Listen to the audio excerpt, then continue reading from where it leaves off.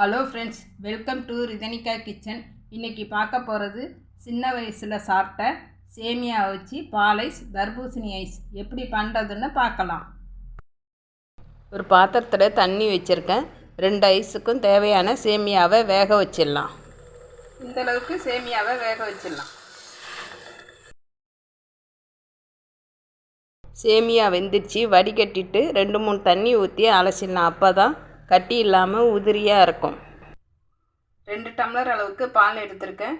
இதை காய்ச்சிடலாம். பால் நல்லா திக்காயிடுச்சு.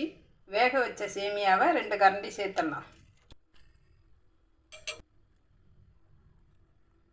அரை கப் அளவுக்கு சர்க்கரை சேர்த்துடலாம்.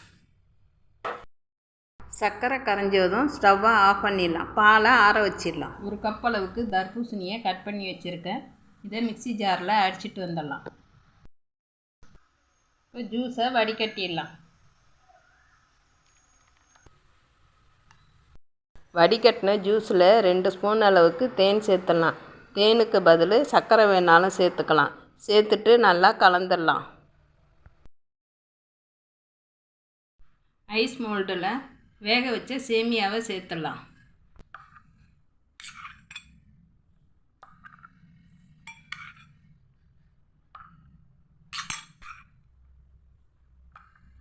இப்போ தர்பூசணி ஜூஸை ஊற்றிடலாம்.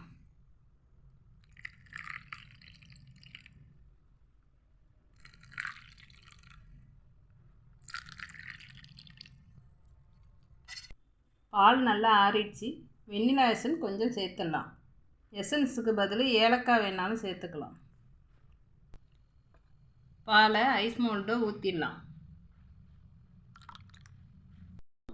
ஐஸ் ஸ்டிக்கை வச்சிடலாம். ஃப்ரீசரில் 8 மணி நேரம் வச்சிடலாம்.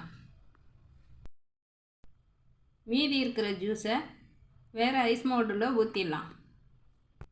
கவர் போட்டு ஃப்ரீசரில் வச்சிடலாம். ஃப்ரீசர்லேருந்து எடுத்தாச்சு. எடுத்ததை தண்ணியில் வச்சுட்டு எடுத்துடலாம்.